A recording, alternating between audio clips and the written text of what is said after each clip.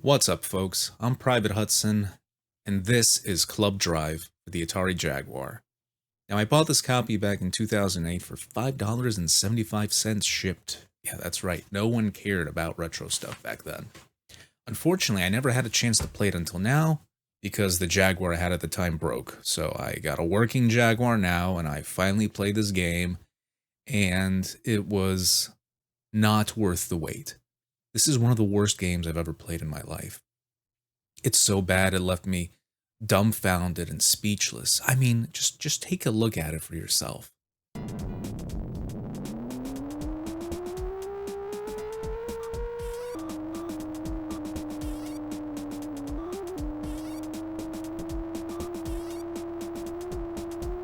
What has this channel become? The premise here is dumb. Cars were banned 50 years ago for safety reasons. Now some scientist has invented indestructible ones.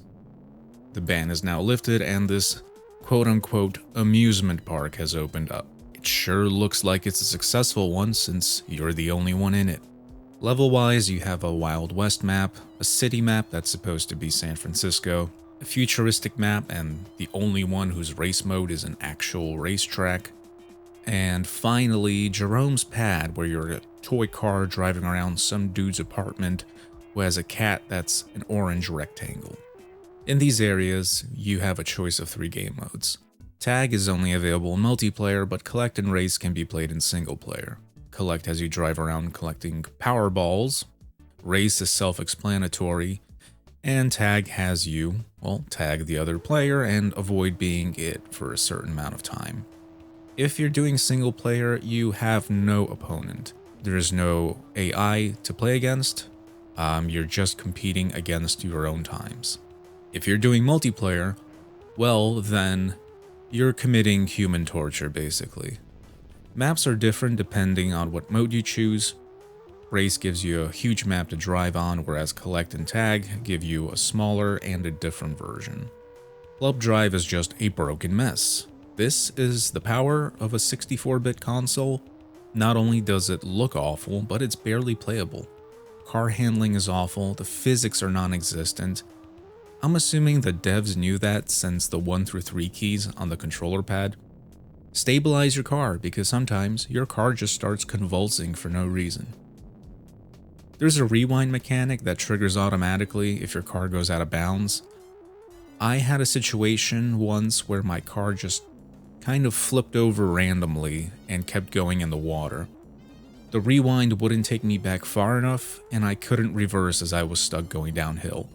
So I was in an endless loop until I reset the game. Absolutely brilliant. I don't even consider the first-person view to be playable, as your car will spin around for no reason whatsoever, and then you won't be able to tell which way you're going because everything is a flat shaded polygon. If you press 5 on the number pad, you get this sort of chase cam view, and that's the best you're gonna get, honestly. Graphically, it's only slightly more advanced than Hard Drivin', which was a 1989 arcade release. But yeah, everything about this game is awful. And in case you want to hear how bad the soundtrack is, well, here you go. Enjoy.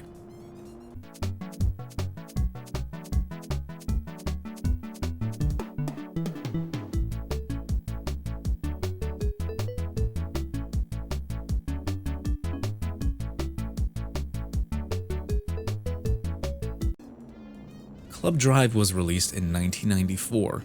The saddest thing here is that it was developed and published by Atari. It was released about a year after the Jaguar came out.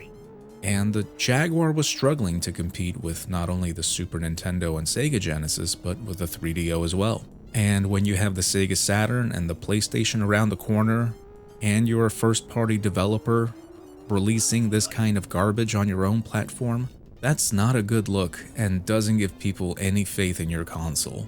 I really have nothing else to say about Club Drive. It's rare that I come across a game that has no redeeming qualities whatsoever, but this is one of them. In case it isn't obvious, I don't recommend getting this game. The current price is around $25 to $50 depending on whether it's boxed or not.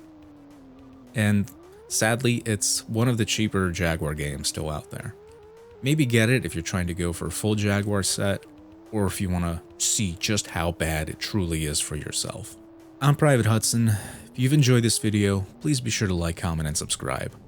I have a very small Jaguar collection, but I do plan on covering the rest of the games that I own for it soon. See you folks next time.